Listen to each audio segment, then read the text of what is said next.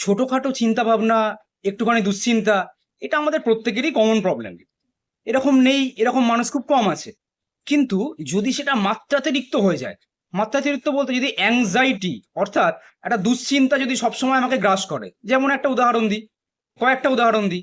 ধরুন হঠাৎ করে আপনার হৃদস্পন্দন প্রচণ্ড পরিমাণে বেড়ে গেল, মানে আপনি নিজে ফিল করছেন যে আপনি ঠিক নেই, বা যে কোনো বিষয় একটা খারাপ কিছু ঘটতে পারে, এরম একটা ভাবনা চিন্তা, সবসময় মাথাটা একটা ভার হয়ে থাকা, বা মনে করুন কোনো কিছু কাজে ইচ্ছা করছে না আপনার, আপনি যে কোনো কাজই করতে যাচ্ছেন না কেন, তাতে আপনার ঠিক মনোসংযোগ লাগছে না, মনে হচ্ছে না যদি কিছু হয়ে যায়, যদি কিছু হয়ে যায়, এরকম একটা যদি ফিল হয়।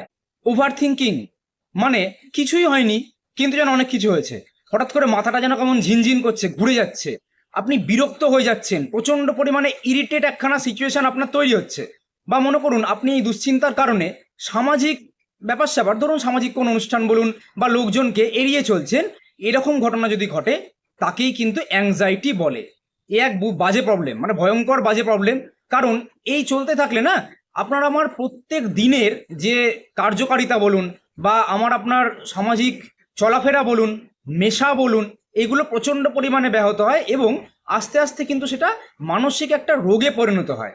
এই অ্যাংজাইটি যদি হয়, তাহলে আমরা কি করব এবং সেখান থেকে কি করে বেরিয়ে আসব? ওষুধ তো ডেফিনেটলি আছে, কিন্তু তার বাইরে আমি কি কি করতে পারি যাতে আমি এই জিনিস থেকে বেরিয়ে আসতে পারি, সেটা আমরা একটু শুনে নেব। তো আসুন সেই পয়েন্টগুলো আমরা বলি। এরকম ভিডিও আরও বেশি পেতে হলে অবশ্যই পেজটিকে ফলো করুন। এবং দুশ্চিন্তা নেই এরকম আপনার আপনার আশেপাশের লোক খুব কম আছে, কাউকে তো দেখে বোঝা যায় না যে তার দুশ্চিন্তা প্রচণ্ড আক্রান্ত। তাই যথাসম্ভব ভিডিওটিকে শেয়ার করে দিন যাতে তারাও উপকৃত হয়। তো আমরা কি করব? প্রথম হচ্ছে পর্যাপ্ত পরিমাণ ঘুম, অর্থাৎ 7 থেকে 8 ঘন্টা ঘুমটা কিন্তু খুব এসেন্সিয়াল।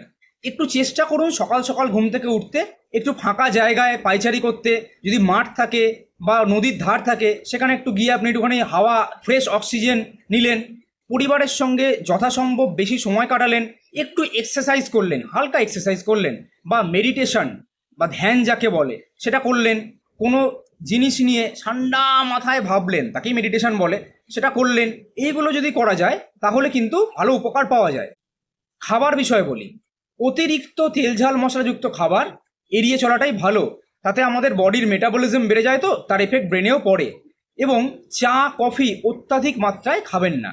কারোর যদি কোনো রকম নেশা থাকে সেটার থেকে যথাসম্ভব তাড়াতাড়ি বেরিয়ে আসার চেষ্টা করুন।